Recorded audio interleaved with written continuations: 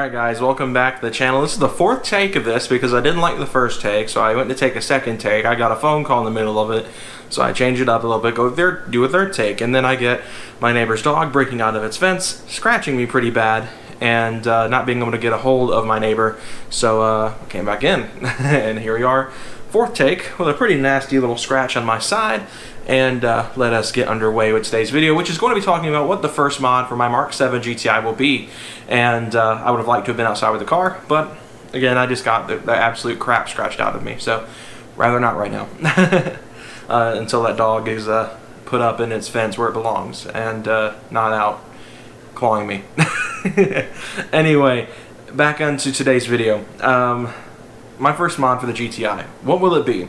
A lot of people have asked, it's been probably the most commonly asked question since I picked up the car, what the first mod would be for the car. And I've been hard pressed for what it will be.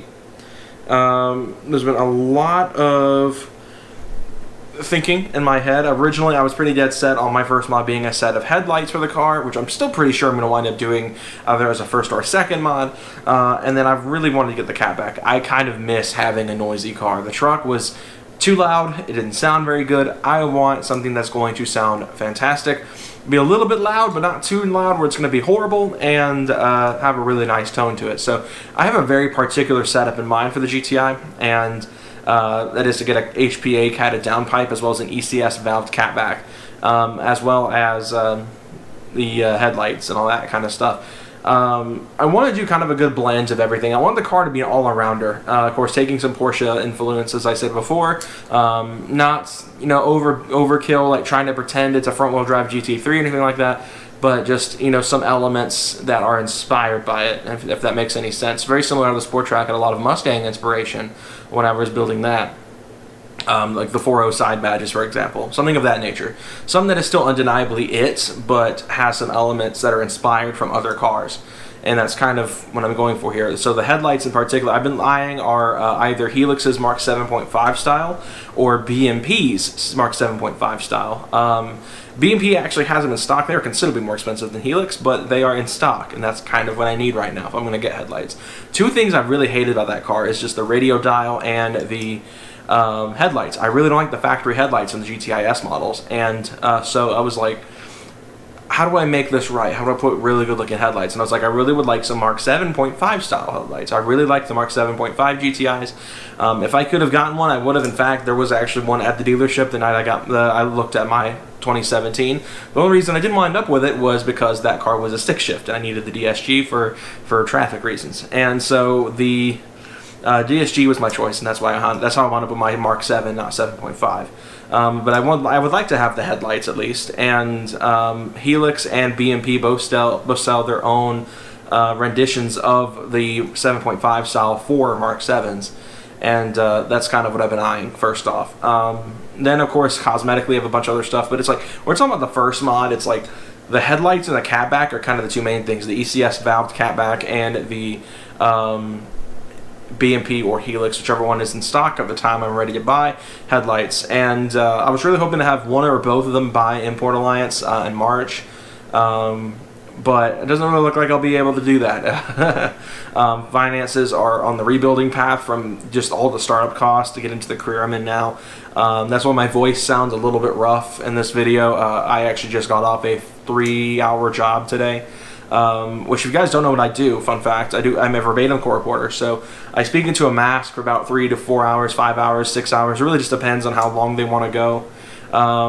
Primarily deposition stuff. If you're ever been involved in a lawsuit, you know what a deposition is. There's some people that don't know what deposition, or have never been in lawsuits, know what depositions are. But yeah, either way, for those who know what a deposition is, it's just questioning. It's just like an interview pretty much, just to figure out facts. And that's kind of just a short kind of definition of it. But anyway, not to spend too much time on that. My voice is a little bit hoarse because of my job, and I pretty much repeat what everyone says, and it can be a little taxing on the vocal cords. So that's kind of my main thing right now, is just getting a hold of the parts for that headlight or exhaust setup, whichever one can come first, and then focusing on cosmetic stuff after that. I'm planning on doing the tune. I know a lot of people are going to be, but John, you need performance mods, and that is on the plan. I'm not forgetting performance mods. I'm just taking my time because that car still is under warranty. Keep in mind, that car still has a warranty till about 35,000 miles, I believe, is when that warranty finally gives. And then I will be much more open to the idea of getting tunes on that car.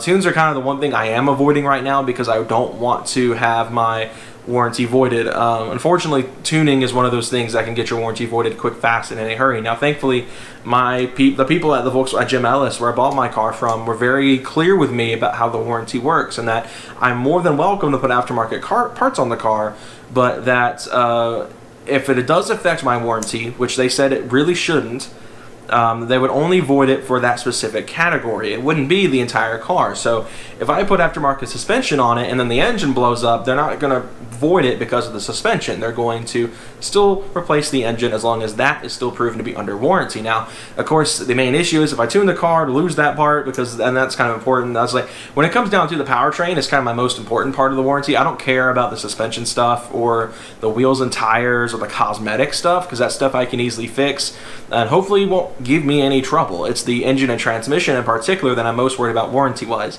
So that's kind of my main focus, is taking care of those two things. And so that's why I'm not doing really a lot of performance stuff. It's like the exhaust side is like the only thing I'm really paying attention to. I don't even plan on putting an intake on the car until close to the time the warranties that expire, just because I don't know if it requires a tune to run. I think it just depends on the intake, really. Because I want one, trust me. I want to hear the turbo noise, but I'm more concerned about it needing a tune, being finicky, like not to point fingers, but a certain Japanese brand that loves horizontally opposed engines, which I hear are very sensitive to things like blow-off valves and intakes and need tunes immediately. So, and even my Sport Track needed to be retuned after I put a bigger intake on it. So at the end of the day, it's like I'm really worried about the intake side because I don't want it to throw check engine lights or run bad or need to be tuned, because then my engine warranty's out the window. But anyway, so first mod pretty much is going to be either a set of headlights or a catback exhaust, an ECS, and I'm really torn between the two.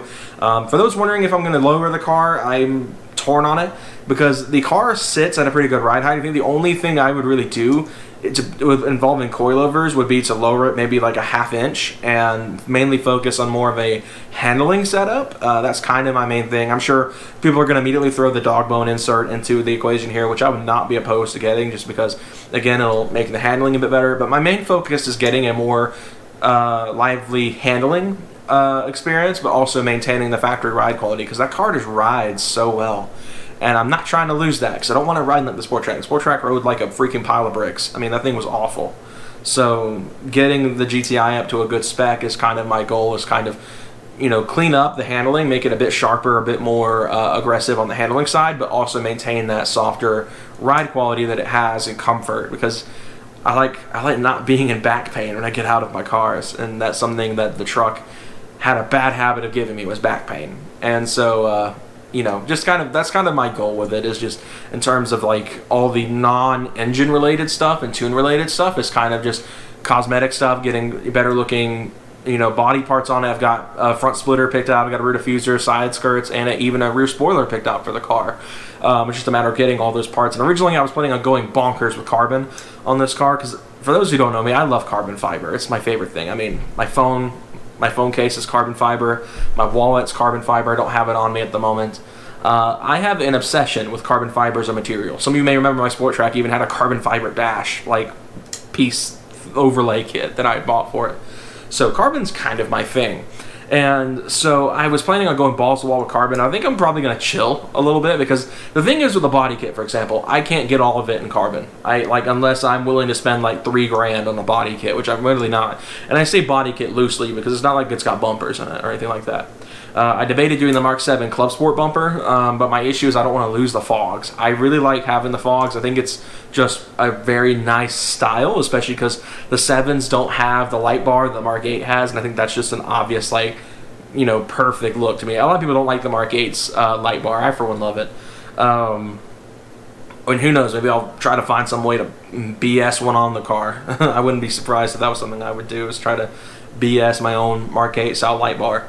But the GTI in general, I think, is just mostly focused on kind of ironing out the handling as well as getting, you know, a little bit of power built into it. Pretty much going as max effort on the IS-20 turbo. I'm not really sure I'm gonna go IS-38 just for long-term reliability and all that kind of stuff. But anyway, I think that's all I wanted to talk about in terms of the first mod for the car. I'll have more details coming soon. I apologize for how long it took to get another video up. It's just like I've said, the last couple of weeks have been an absolute disaster in terms of work and my mental state, and it's been really hard for me to sit down and record just because I'm either working or asleep at this point right now, this last couple of weeks especially, and that's probably not going to be much different than how the next little while is. So anyway, hope you all enjoyed this video. If you did, be sure to leave a like, subscribe for more content coming soon on the channel. Go follow all my other social medias, Instagram, TikTok, all that good stuff. Go check out the Discord server in the link below if you guys want to join that, and I will see you guys in the next video. Take care, guys.